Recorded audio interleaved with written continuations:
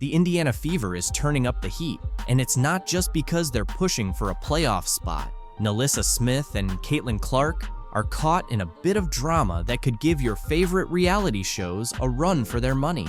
If you thought The Real Housewives had enough tension, you might want to hear about the brewing rivalry between these two basketball stars. As the Fever gets ready for the playoffs, things in the locker room are getting heated, almost as fast as a three-pointer. Nalyssa, who used to be the face of the team, now feels like she's being overshadowed by the rising star, Caitlin Clark. It's like a sports soap opera playing out right on the court, with a mix of jealousy, competition, and just a hint of shade. So, what's really going on between Nalyssa and Caitlin? Is this a case of jealousy, or is it just good old competitive spirit? Can they work together without it turning into a full-on showdown? Grab your popcorn, because this isn't just about basketball anymore. This is shaping up to be the biggest storyline in the WNBA right now.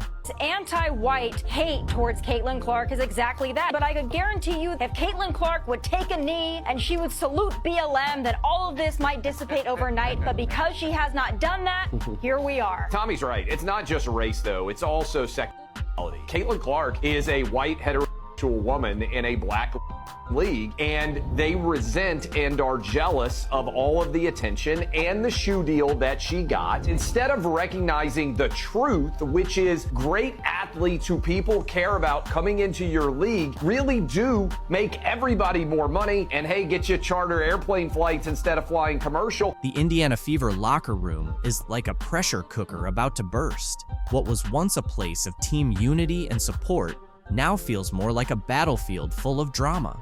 A divide is formed, splitting apart a team that used to be united by a common goal. At the heart of this tension is a rivalry between two of the team's brightest stars. Leading the charge is Nalyssa Smith, the former face of the team, who now finds herself sidelined as the spotlight shifts to a new rising star. But don't count her out just yet. Smith isn't the type to quietly step aside.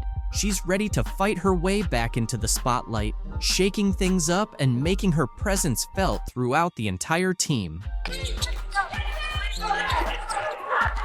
Clark off the Smith screen, goes back for Smith, wide open at the foul line, and Smith cashes it. That screen doubled Caitlin. She didn't get phased and gave it up quickly. Will Smith with the steal. Hillman giving chase. Smith the step through and draws the foul. Took the W season off last year. She would certainly love a little bit of consistency. Ooh, Nalyssa Smith. Here in the early going tonight. Yeah, you mentioned a lot of talk of Caitlin. Taylor cut off on the baseline. Smith shot fake the three. Oh, look at the behind the back. And the push shot. Smith showing off the moves.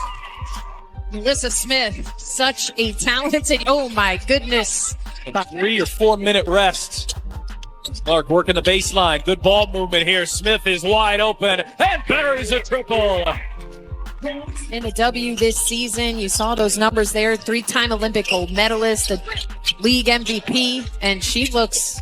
This situation goes way beyond a friendly rivalry. It's about identity, pride, and survival in a league where one wrong move could land you on the bench, or worse, sent to another team. As tensions within the Fever continue to rise, there's one big question. Can they survive the storm between Smith and the rookie? What drives Smith to confront the player who's taken her spotlight? Is this the beginning of the end for Nalyssa Smith in Indiana? Or is she gearing up for a comeback worthy of a Hollywood storyline? I think what Caitlin has done for not just college basketball, but for women's basketball, period, I think has been great. The following, people watching the game, sellouts that we haven't seen ever. It just really bothers me, though, when people just take bits and pieces of what they want to take and they don't listen to everything and you don't hear everything. It wasn't personal. One, it was my opinion on how I think she'll be at the next level, because I do remember me saying that Caitlin, to me, could be the best college shooter I've ever seen. When you put these expectations on these young women in college to go to the next level and be immediately dominant, and when that doesn't happen, then people come back and say, oh, she was a bust, she was a flop, she wasn't that good. Just let them do what they're doing in college, enjoy what they're doing in college, and let them become stars in the WNBA. To really understand how serious this situation is, we have to look back a bit. Smith wasn't just another player on the Fever's roster. She was the backbone of the team.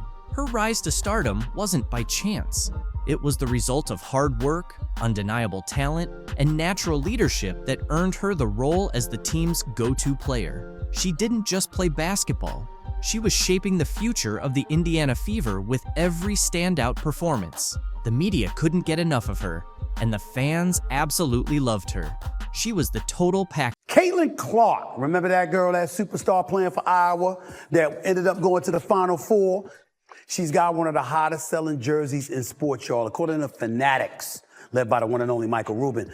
The deal is the richest sponsorship contract for a women's basketball player. She deserves it! Caitlin Clark is making waves in women's basketball, breaking NCAA scoring records left and right, and she's become the talk of the town. It feels like she burst onto the scene and instantly became the most exciting name in the sport. And get this, Nike just signed her for a whopping $28 million deal. That's right, $28 million. But here's the strange part. Where's her signature shoe? With all that cash and buzz, you'd expect to see Caitlin Clark sneakers everywhere, but there's nothing yet. And believe me, there's much more to this situation than just a delay in footwear. Behind the scenes, there's a major showdown happening among top players in sports marketing, all trying to figure out how to best handle Clark's rise. It's like a strategic game of chess, but instead of pieces like pawns and knights, we've got shoes and contracts, with the future of women's sports marketing hanging in the balance. Now, picture yourself at Nike. You've got the most promising rookie in years, yet you're hesitating to fully support her. Why? Because there's an MVP in the league who still hasn't received her own signature shoe. How do you navigate this without stepping on anyone's toes? It's like Nike is caught in a high-stakes basketball chess match. Clark now has an 8-year, $28 million deal with Nike that will include her own signature shoe. Caitlin Clark continues to set the bar when it comes to her impact on female athletics. Go out there, compete with her, try to bust her up if you want to, and all of that stuff. Just don't hate on the acclaim that she's getting. On one hand, you have Caitlin Clark, the rookie sensation who's setting the court on fire. On the other hand, there's A'ja Wilson, the WNBA MVP who has been dominating the league. Both are phenomenal athletes, but only one can get their signature shoe first. It's a tough call. You'd expect Nike to rush out Clark's shoe, especially after signing her to a $28 million deal. But here's the twist. They're holding back. Why? It all comes down to balance. Launching Clark's shoe before Wilson's could stir up some serious drama within the Nike family. They find themselves stuck between a rock and a hard place. They want to take advantage of Clark's immense popularity, but they can't overlook Wilson's status as the reigning MVP. It's a tricky situation, and Nike is doing its best to avoid any missteps. Now, here's where it gets intriguing. An insider revealed that Nike's strategy has shifted. They used to make bold, decisive moves. Remember the just do it days? Now, it feels more like just think about it. They're so focused on managing public perception that they're playing it incredibly safe. This cautious approach isn't just about Clark and Wilson. It's reshaping how brands engage with rising stars in women's sports. Everyone's watching to see how Nike navigates this, and you can bet other companies are taking notes. If Nike gets this right, they could establish a new standard for marketing female athletes. But if they mess it up, it could lead to a major PR disaster. That's why they're treading carefully. However, this cautiousness might be hindering women's sports. Imagine if Nike just went for it and released Clark's shoe, only to have it sell out instantly. That could open the doors for more signature shoes, more endorsements, and increased visibility for the WNBA as a whole. This isn't just about shoes anymore. It's about the future of women's sports marketing. Nike's decision could have a monumental impact on every female athlete out there. Will they play it safe or take a risk? Either way, the outcome will be significant. Now, consider why only 5 WNBA players have signature shoes. 5 in the entire league. That's fewer than the starting lineup of a single team. How is this possible in 2024? It's like women's basketball is stuck in the Stone Age when it comes to footwear. But here's where it gets exciting. Caitlin Clark's shoe could change everything. We're not just talking about another unisex model with a woman's name on it. This could be a game changer. Imagine a basketball shoe designed specifically for a woman's foot. It's not just about aesthetics. It's about enhancing performance. It's surprising to realize that most women's basketball shoes are essentially just smaller versions of men's shoes. However, women's feet aren't merely smaller versions of men's feet. They have a different shape. So why do we expect women to perform at their best in shoes that weren't designed for them? That's where Clark's shoe could make a significant difference. If Nike gets this right, they could establish a brand new standard for women's basketball footwear. We're talking about shoes that fit better, feel better, and might even help reduce the risk of injuries. This isn't just about Caitlin Clark anymore.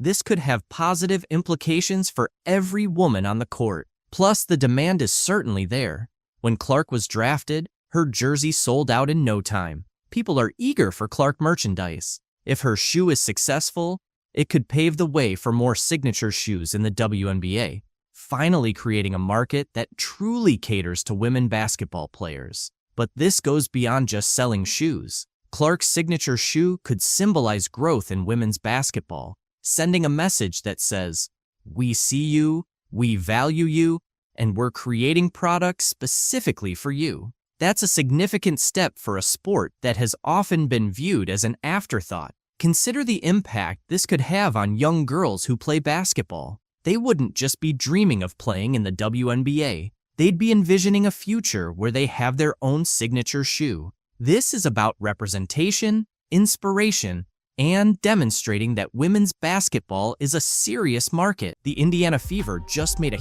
huge move that could shake things up for Caitlin Clark and her championship dreams. Kelly Krauskopf, the mastermind behind their 2012 title, is back as president. If you're a Fever fan or someone who's been following Caitlin Clark, this is the moment you've been waiting for. But the big question is, can Krauskopf build a winning team around Clark like she did with Tamika Catchings? Background in terms of growing up in the organization and understanding everything, the nuances around it, and certainly gives us great perspective. Krauskopf has a reputation for building championship teams, but the pressure's on now. The Fever are leading the league in attendance, with Clark drawing in record-breaking crowds. The big question is, can Krauskopf turn that energy into wins on the court? Will she make bold trades, shake up the coaching staff, or bring in fresh talent to help Clark chase her first championship ring? One thing's for sure, the Fever's future is about to get a lot more interesting, and fans won't want to miss a moment. Since Krauskopf was last in charge, the team's had better days, especially in the seasons leading up to 2024. It's been a bit of a roller coaster, and now the stakes are higher than ever. The challenge? Build a winning squad around the electrifying Caitlin Clark. Clark isn't just another rookie. She's been a sensation, lighting up the court and practically selling out arenas by herself. With an average of over 137,000 fans at home games, the Fever now lead the league in attendance. It's the hottest ticket in town. But now that Krauskopf is stepping back into the spotlight, all eyes are on her to do more than just ride this wave of popularity. Recently, she was the Indiana Fever's president as well as GM for nearly 2 decades. I think a lot of the opportunities that I've been given, To turn all the excitement into real success on the court, fans are pumped, but they're also craving more than just hype. They want a championship. So, can Krauskopf build the powerhouse team Clark needs to bring that shiny trophy back to Indiana? No pressure, right? Kelly Krauskopf is back as the Indiana Fever's president, and this isn't just a nostalgic return. It's a massive opportunity for the team's future. With her solid track record of building winning squads, everyone's curious about her next move. Will she shake things up by changing the coaching staff, revamping the roster, or maybe a bit of both? Whatever she does in the coming weeks could either boost Indiana's championship chances, or, well, let's just say it might not be as exciting. Her first big challenge? Figuring out what to do about head coach Christy Sides. Sure, Sides got the team back to the playoffs, which is a win, but let's be real, the defense struggled, ranking near the bottom of the league. That's not exactly championship material. Plus, Sides has been leaning hard on her star players, keeping them on the court for long stretches. And some of her in-game decisions, whether it's arguing with refs, protecting players, or calling critical timeouts, have raised eyebrows. There's definitely room for improvement. Krauskopf's got a big decision to make.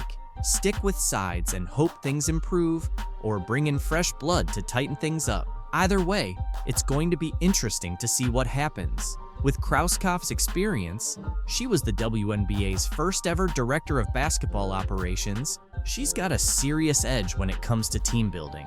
She's like the Sherlock Holmes of talent scouting, always finding the right pieces to complete the puzzle. The Fever's roster is already looking bright, with stars like Caitlin Clark, Aaliyah Boston, and Kelsey Mitchell. But even a strong lineup needs a bit more firepower. The team could use a tough, gritty player who isn't afraid to bring some physical defense when things get tough. Krauskopf might have to dig into the free agent market or work some trade magic to find that missing piece.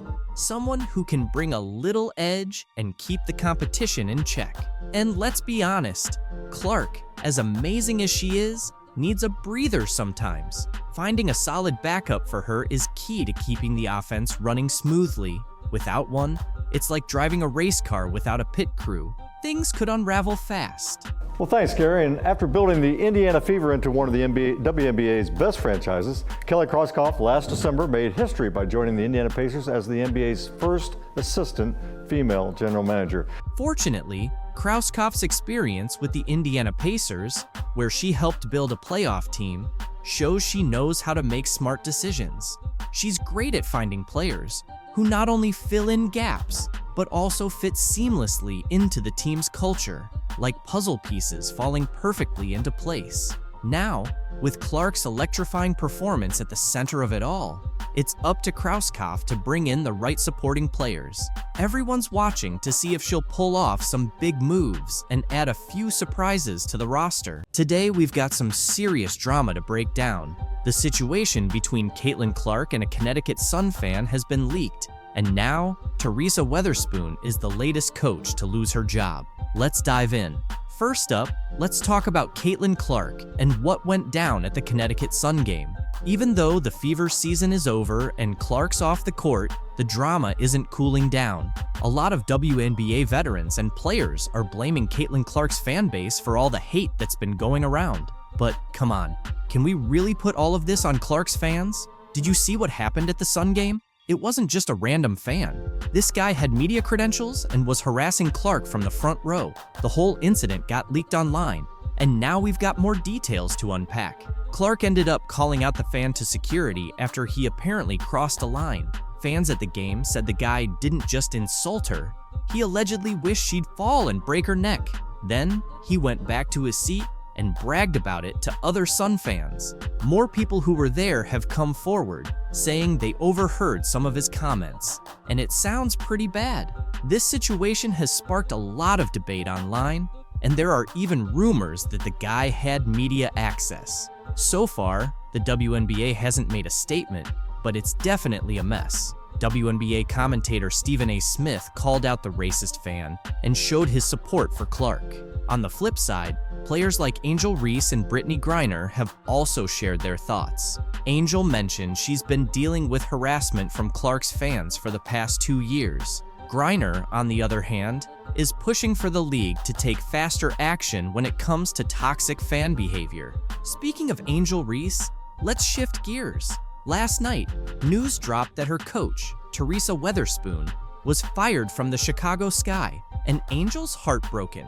She tweeted about how much Weatherspoon meant to her, saying she was the only one who believed in her and supported her through a tough time in her life. What do you guys think about all this? The WNBA faced some early controversy just 90 seconds into the first playoff game of 2024 when the Indiana Fever took on the Connecticut Sun in their best-of-3 series. Things escalated quickly when Caitlin Clark, the unanimous Rookie of the Year, ended up with a black eye.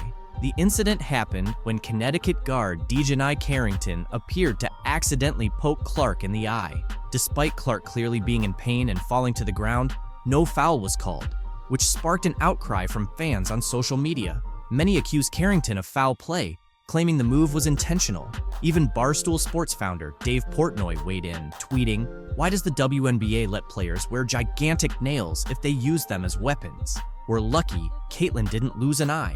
No foul call, and she had to play with one eye the rest of the game." Clark, despite the injury, continued playing, but had one of her toughest games since joining the WNBA. She shot just 3.5%, going 4 for 17 from the field, including 2 for 11 from beyond the arc. The Fever, unable to rally behind their star, suffered a tough 93-69 loss to Connecticut, putting them on the verge of elimination. Kelsey Mitchell's 21 points and Aaliyah Boston's 11 rebounds were among the few highlights for Indiana. On the other side, Connecticut was led by Marina Mabrey's 27 points and Alyssa Thomas's 15th career triple-double as they controlled the game from start to finish. Despite the rough game, Clark didn't blame her eye injury for the performance. After briefly sitting on the bench following the poke, she decided to push through the pain and played 36 minutes, contributing 8 assists. However, her shooting struggles were hard to ignore. In the post-game press conference, Clark refused to place blame on Carrington, taking full responsibility for the missed shots and acknowledging her difficult game. Her determination to keep playing says a lot about her resilience, but fans are still left wondering if the eye injury played a bigger role in her off night. It remains to be seen if Clark and the Fever can bounce back and avoid an early playoff exit. If Caitlin Clark is the star of the WNBA, things are about to get tough for the league once she's out of the playoffs. The reality is, the WNBA is in for a wake-up call. When Clark was out, ratings plummeted from 1.8 million viewers to just 161,000. Definitely concerning for Kathy Engelbert and the league. Clark's presence this season boosted everything: merchandise, ticket sales, and TV viewership. The Indiana Fever, once barely relevant, became playoff contenders, and her games consistently sold out. But now, here's the issue. Without Clark, the WNBA is struggling. Not a single playoff game has even reached 500,000 viewers in her absence. Without her star power, the league is left facing empty arenas and tanking ratings. It's become clear they put all their hopes on Clark, and now they're feeling the effects. Clark's influence extended beyond just the Fever. She set records in points, assists, and triple-doubles, and her energy lifted the whole league. Attendance shot up by 156%, TV ratings nearly tripled, and merchandise sales skyrocketed. She even drew in fans who had never paid attention to women's basketball before. But now that she's out, the league is facing a tough reality. Remember those packed arenas for her games? Without her, the venues are half full, and the excitement is gone. Even the top teams can't pull in 500,000 viewers. The WNBA is staring down not just a major drop in fan engagement, but a financial loss too. The NBA pours $200 million into the WNBA every year just to keep it going. But compared to the NBA's $3 billion in revenue, the WNBA's earnings are minimal. What's even more shocking is that the league hasn't properly marketed Clark. There have been no big commercials or major marketing campaigns. It's like they're hiding their biggest asset. So what happens now? The WNBA needs to develop more stars, build rivalries, and create storylines that don't rely entirely on Clark. The league can't sit around waiting for the next big name to show up and save them. It's time for change, and fast. Can the WNBA survive without Caitlin Clark? Or is this the start of a serious decline for women's pro basketball? What's happening in the WNBA right now is absolutely wild. Sophie Cunningham, who plays with Diana Taurasi on the Phoenix Mercury, recently made some eye-popping comments about Caitlin Clark that are leaving people stunned. And believe it or not, that's just scratching the surface. Caitlin Clark isn't just putting up numbers on the court. She's changing the game itself. She's been smashing records, pulling off impossible plays, and shaking up the Indiana Fever in ways no one saw coming. And get this, some of the seasoned veterans are starting to feel a bit envious. Yep, the rookie is making waves so big that it's ruffling the feathers of some long-standing stars. But hold on, let's take a closer look at what Cunningham said that's got everyone buzzing. In a recent interview, she dropped some serious thoughts on Caitlin Clark. But I think they've done a great job in the league as well. I think the physicality and all that they're going to get used to, but I think especially Caitlin Clark, she's been killing it.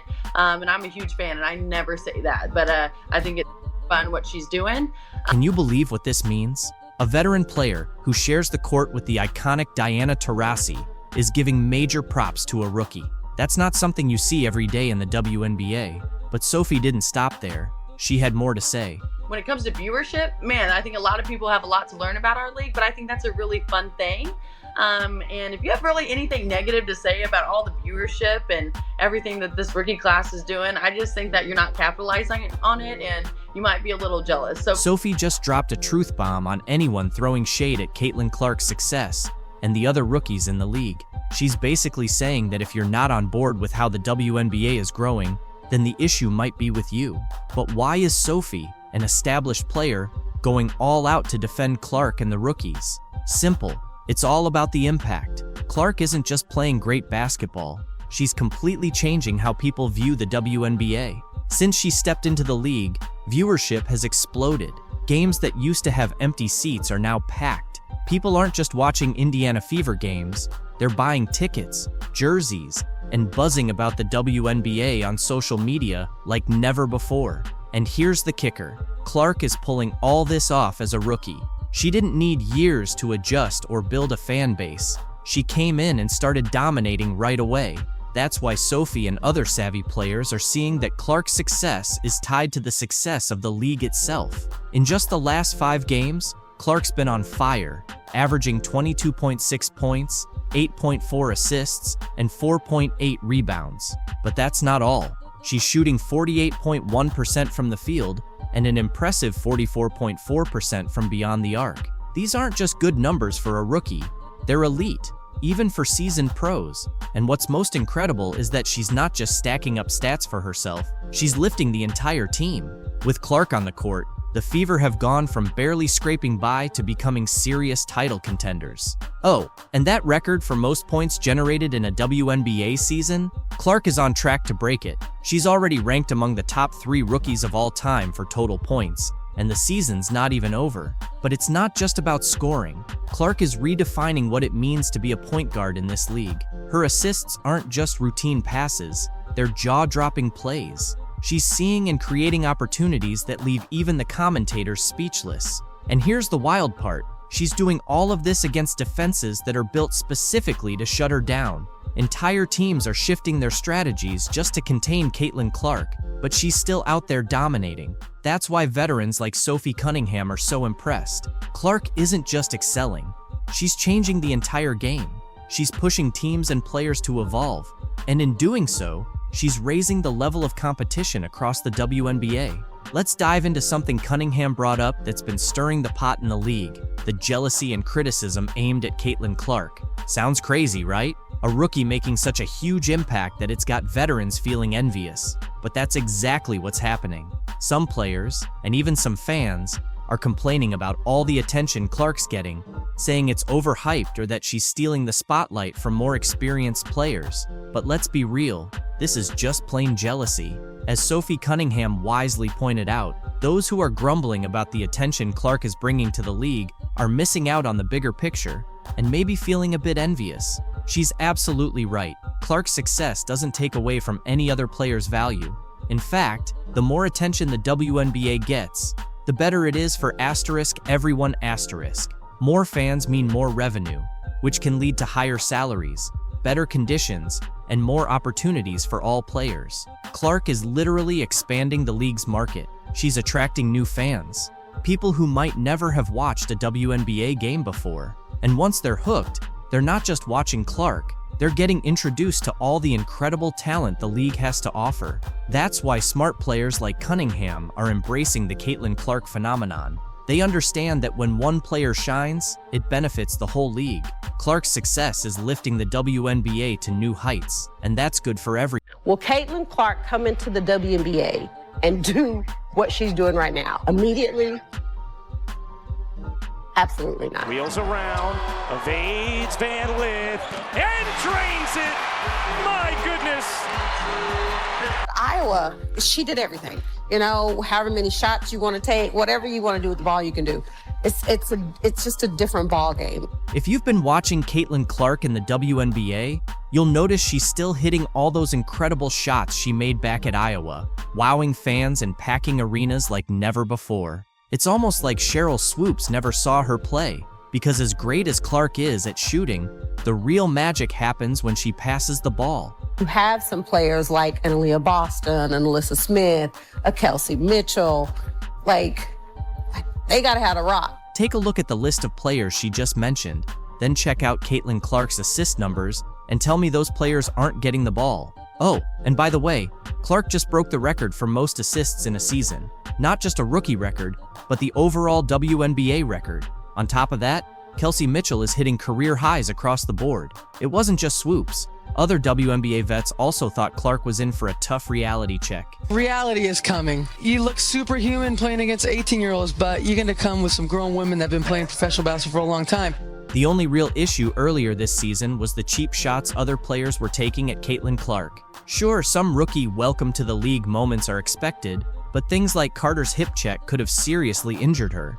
Neck, back, twisted ankle, you name it. Plays like that need to stop for the good of the game and the league's future. Since the players came back from the Olympic break, Clark has led the Fever to their first postseason, ending the longest playoff drought in WNBA history. If we look at the last 12 games, Clark and her talented teammates have gone 8-4, securing the 6th seed. One thing that stands out is how much better she shoots from the left wing, especially off the catch. It's her highest percentage shot, which makes sense since her arm motion aligns better on that side. And the crazy part is, most of these shots are on the move. She rarely has time to just stand still, receive a pass, and shoot. Clark is tough to guard because of her constant motion. She runs off double Ivan screens, snaps back to the ball off a pin down, and the defender makes the bold choice to go under the screen, which triggers a flare cut to the deep left wing. She barely has any space, but still drains the shot. You could see WNBA players wondering why her NCAA opponents weren't guarding her properly. It was like Clark was showing off when she hit her personal best of 7 threes against Brittany Sykes' Mystics. It turns out, stopping Clark from getting her shots off to the left is harder than people think, even for seasoned WNBA vets. And against Diamond D Shields and the Chicago Sky, she hit 2 threes going left, with defenders right in her face. The Fever run some great plays to capitalize on her left side. For example, the cross screen leaves her defender under the screen, first mistake. Then, the handoff causes 2 defenders to get tangled up, and the final screen by Boston leaves Clark wide open to knock down a beautiful shot. When it comes to her passing, Clark is creating over 5 layups per game for her teammates, which is just wild. The biggest beneficiary is Aaliyah Boston. They've got a nice play where Boston slips the ball screen on the left side, then gets a double staggered screen across the lane, allowing Clark to deliver a perfect pass for an easy bucket. In a similar setup, Clark gets a ball screen at the top while Boston uses her body to shield the defender and finishes with a soft touch off the glass. Their bread and butter is the pick and roll. Since Clark draws both defenders, Boston often gets open shots right at the rim. Boston uses her size to spin around smaller defenders for easy layups, and when they reverse the ball screen on the left side, it's the same result. Boston's defender has to hedge because of Clark's shooting threat, but Clark's wraparound pass finds Boston perfectly. She even spins the ball just right so it lands in Boston's hands, allowing her to finish away from the defender. Just perfect execution. They've developed a killer 2-woman game at the top of the key, flattening the other 3 players along the baseline to give them room to operate. When the pick and roll is covered well, they transition smoothly into a get action, and Boston pulls off one of my favorite moves, the fake handoff. This sets up Clark for an assist, and gave the Fever a crucial basket that helped them win in overtime. The chemistry between Clark and Mitchell has been fantastic. They connect so often on that classic dribble towards the corner backdoor cut play. Clark draws so much attention that Mitchell's defender tends to freeze, and with her speed and explosiveness, Mitchell easily beats her defender. Add Clark's vision and pinpoint passing to the mix, and you get a lot of frustrated coaches on the other side who, despite preparing for this, still get burned. Where they're especially dangerous is in transition. Mitchell is one of the fastest players in the league, and if the defense doesn't hustle back early, Clark is going to find her with one of those signature 50-foot passes for easy layups. Putting pressure on the defense early like that also softens it up, making it easier for Clark to get into her deep shooting game with less resistance. The Indiana Fever delivered an unforgettable game. Picture this: Caitlin Clark, the rookie who's been making waves in the league, played all 45 minutes of a game that went into overtime. Yep, 45 minutes straight. And that's just the start. Clark didn't just lead the Fever to a tough 104-100 win over the Atlanta Dream. She also became the fastest player in WNBA history to hit 300 career assists. But that's not all. Her teammate, Aaliyah Boston, had the best game of her career on the very same night. The first quarter was electric, with the Fever and Dream trading baskets right from the jump. Clark showed she was locked in early, sinking a three-pointer within the first few minutes. Boston gets it back to Clark, sidesteps Howard, she will launch and knock down a three. The Atlanta Dream wasn't backing down, with Rhyne Howard answering back with her own sharp shooting. By the end of the first quarter, the Fever had a narrow 22-21 lead, setting the stage for a closely contested game.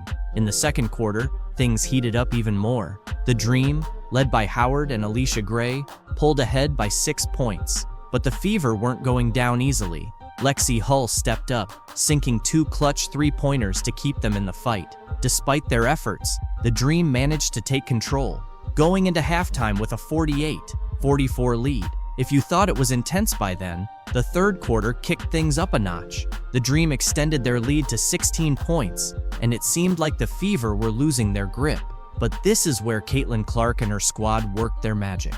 Clark started finding her rhythm, making pinpoint assists and draining crucial shots. Meanwhile, Aaliyah Boston dominated the boards, grabbing key rebounds and converting them into points. By the end of the third quarter, the Fever had cut the lead to just 3 points, with the score at 69-66 in favor of the Dream. The fourth quarter was one of the most thrilling moments of the season. It was a battle between two determined teams. Clark continued to lead the Fever's offense with precision, while Boston was unstoppable around the basket. The game was tied multiple times in the closing minutes. With 18 seconds left, Boston hit a huge shot to tie the game at 90, sending it into overtime. Overtime was pure intensity. Clark and Boston kept up their dominance, but the Dream fought back hard. It was a back-and-forth exchange of baskets right up until the final seconds. In the end, Clark's composure at the free throw line sealed the Fever's 104-100 victory. This game showed just how much the Indiana team is growing, and with the playoffs on the horizon, they're showing some promising signs. What can we even say about Clark that hasn't been said already? Well, here's one for you. She played all 45 minutes of the game. Unreal, right? But the numbers back it up. Clark wrapped up the night with 26 points, 12 assists, and 5 rebounds. That's not just a double-double, it's complete court control. And the biggest highlight? She became the fastest player in WNBA history to hit 300 career assists. We're talking about a rookie shattering records that seemed untouchable. Her court vision is something else. If Clark was the conductor, Aaliyah Boston was the unstoppable force. Boston had the game of her career, dropping 30 points and grabbing 13 rebounds. Another double-double, but more than that, it was pure dominance. She was a force in the paint, turning Clark's assists into easy buckets and creating second chances with her offensive rebounding. Boston was incredibly efficient, hitting 11 out of 16 shots. And let's not forget Kelsey Mitchell. While Clark and Boston were stealing the show, Mitchell quietly had a standout game herself, with 21 points and a solid 50% shooting. She was the quiet but critical third piece of the puzzle, delivering when the Fever needed it most. Mitchell showed why she's one of the top shooters in the league, sinking clutch shots to help seal the victory. The trio of Clark running the show, Boston owning the paint, and Mitchell hitting from the outside is a combination that could take the Fever deep into the playoffs. And speaking of playoffs, with performances like this, the Fever are proving they're not just here to make up the numbers, they're here to compete for a title. A key moment in the game came in the third quarter when the Dream opened up a 16-point lead. That could have been the moment many teams threw in the towel, but not the Fever, and definitely not Clark. She kicked off a series of plays that completely turned the game around. She drained a three-pointer and followed it up with 2 quick assists to Boston. Just like that, the 16-point gap started to shrink. This was where Clark's championship mentality really showed. She didn't just rack up points, she elevated the play of her whole team. This game summed up the Fever season. Flashes of brilliance, some adversity, and overcoming challenges. But most of all, it showcased the heart and determination of this young squad, led by Clark and Boston.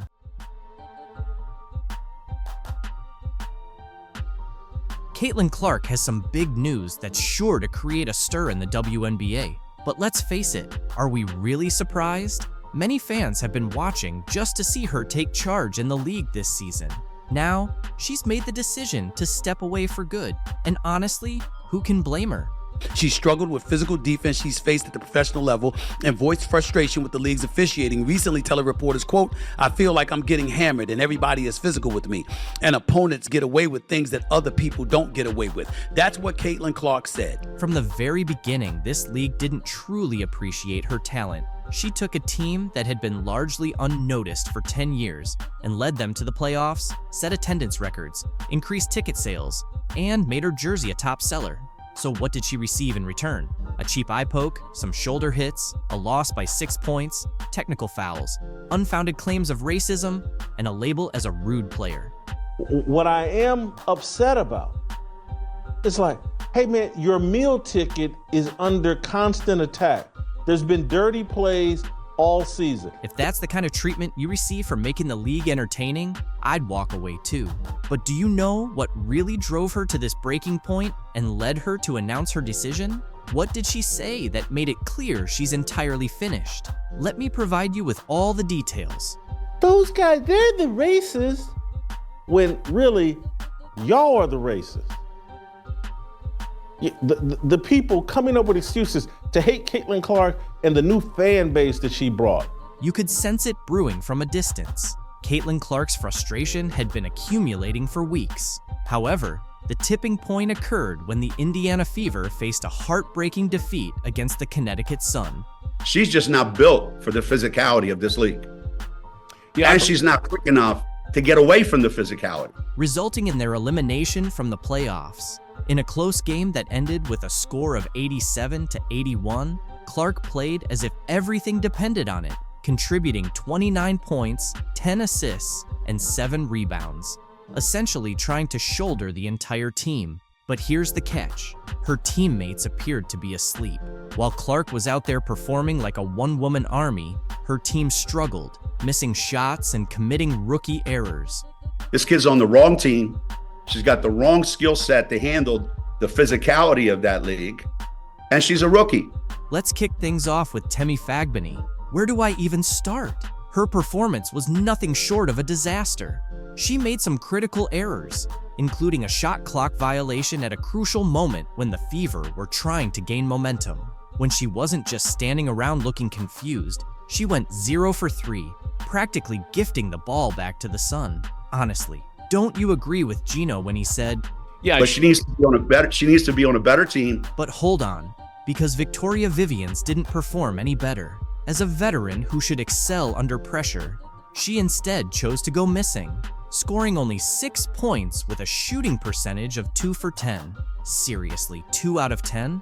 She wasn't just missing, she was clanking wide open opportunities that even I could have made. Then there's Kelsey Mitchell, usually a reliable scorer, who picked the absolute worst moment to disappear. She ended with 9 points on 3 of 12 shooting. For someone who was expected to be one of Indiana's top scorers, she appeared completely lost, hesitating and passing up shots. When she finally did take a shot, they turned into air balls. It was like she had stage fright just when the Fever needed her to step up. Caitlin Clark was assaulted yesterday in her very first playoff game in the WNBA. Watching everything unravel around Clark while she was giving it her all was painful. Each time she made a clutch, three-pointer, or executed an amazing play, her teammates seemed to fumble, handing the ball back to the Sun and giving Clark that helpless look, as if to say, "Oops, my bad." You could see it in her body language. every missed shot and turnover felt like a punch to the gut. It's not that she didn't show up. She played a full 40 minutes of relentless, high-intensity basketball, pouring everything into the game, and yet it still wasn't sufficient. It's important that we point this out. One of the things that I brought up this morning in talking about Caitlin Clark is that some of the players, you want to use the word jealousy, fine. You want to use the word envy, fine. As the final buzzer went off and Clark stood there with her shoulders slumped, staring at the scoreboard, it became evident that this was more than just a loss. It was a realization, a wake-up call that no matter how hard she fought, how many shots she made, or how many plays she executed, it wouldn't matter without a team that could genuinely support her. This wasn't merely the end of a playoff journey, it signified the end of her patience. If Caitlin Clark is the quote-unquote savior, if she's the golden girl, milk it! Reality is knocking on the door of the porta potty. The truth is finally coming to the light. The same light that is going to be dimming here in about 12 hours when Caitlin Clark is eliminated from the playoff. The entire WNBA was almost in shock when Caitlin Clark revealed her big news. She's not just stepping away from the league, she's moving to Europe. That's correct. The most exciting rookie the WNBA has ever witnessed is packing her bags and saying, "I'm out." Can you really falter after enduring all the relentless pressure, cheap shots, and endless nonsense? Clark has decided it's time to hit the reset button. This announcement came just days after the Indiana Fever's tough playoff exit against the Connecticut Sun. And honestly, it's not unexpected. After elevating her team to relevance without any support, this was bound to happen. There were regular season games this season where Caitlin Clark drew more than 1.8 million viewers. However, I hope Kat Engelbert is ready for disappointment because there's a hell of a lot more of it on the way.